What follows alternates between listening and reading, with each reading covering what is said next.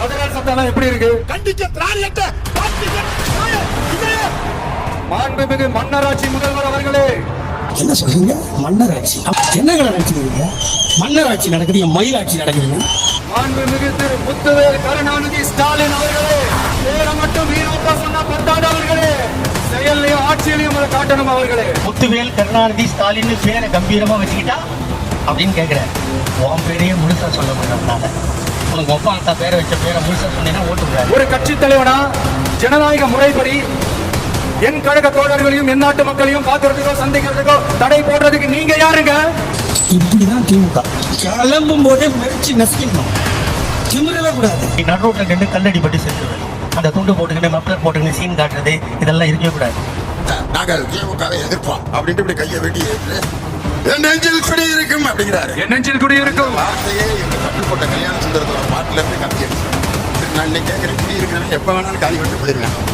அவன் வாடகை குடியிருப்பேன், ஈஸு குடியிருப்பேன், எதுக்கு குடியிருப்போம் கூட தெரியாம குடியிருப்பேன். இவங்க புதுசாக ஒரு பிரச்சனை ஒன்று கலக்கி விட்டுட்டு இருக்காங்க. எவ்வளோ சீரியஸாக ஒரு பிரச்சனை ஓடிட்டு இருக்கு. இவங்க ரெண்டு பேரும் அதாங்க நம்ம பாசிசமும் நம்ம பாயாசம். அந்த மும்மொழி கொள்கை திட்டத்தை தெளிவா பேசியான்னா ஒன்னு பாசிசம்ங்கிறாரு, இன்னொன்னு பாயாசம்ங்கிறாரு. என்ன நினைக்கிறோம்? நிற்கிறோம், நடிக்கிறோம், முதலமைச்சர் சீட்டு உட்காந்துக்கிறோம். நேத்து வந்தவெல்லாம் முதலமைச்சர் ஆகணும்னு கனவு காண்றான்னு சொல்றீங்க, அது நடக்கவே நடக்காதுன்னு சொல்றீங்க. அப்படியே எந்த கட்சிக்கும் இல்லாத நெருக்கடியை தமிழக வெற்றி கழகத்துக்கு மட்டும் போட்டுக்கிட்டே இருக்கிறீங்க. இப்படிதான் அப்படி ஒரு ஆழமான நம்பிக்கையை விதைச்சிட்டு அதுக்கப்புறமா நிமிந்து பாருங்க, ஒரு வீட்டோட உச்சிலையும் தமிழக வெற்றி கழகத்தோட வெற்றி போர் யானை நாள் அப்பறக்கம். அவங்க கட்சியோட சின்னத்தை பார்த்தீங்கன்னா ரெண்டு யானைக்குட்டி.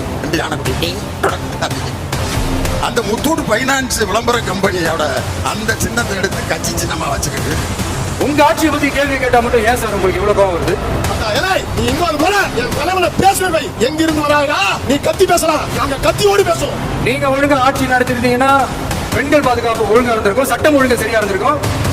பச்சை பிள்ளைங்க, படிக்கிற பிள்ளைங்க, சின்ன பொண்ணுங்க, வீட்டுல இருக்கிற பொண்ணுங்க, வேலைக்கு போற பொண்ணுங்கன்னு இவங்க எல்லாருக்கும் நடக்கிற கொடுமைகளை சொல்ல முடியல சார். 8 வயது சிறுமி காவல்துறையினர் உட்பட 8 பேரால் கொடூரமாக பாலியல் வன்கொடுமைக்கு ஆளாக்கப்பட்டு பெண்களுக்கான பாதுகாப்பு இருக்கு அப்படின்னு சொல்லிட்டு இருக்காங்க. தவிர்த்து பாதுகாப்பு அப்படிங்கிறது வந்து இப்போ வரைக்கும் கிடையவே கிடையாது. நிர்பயாவோட கேஸ் ஆல்மோஸ்ட் 12 வருஷம் ஆயிடுச்சு.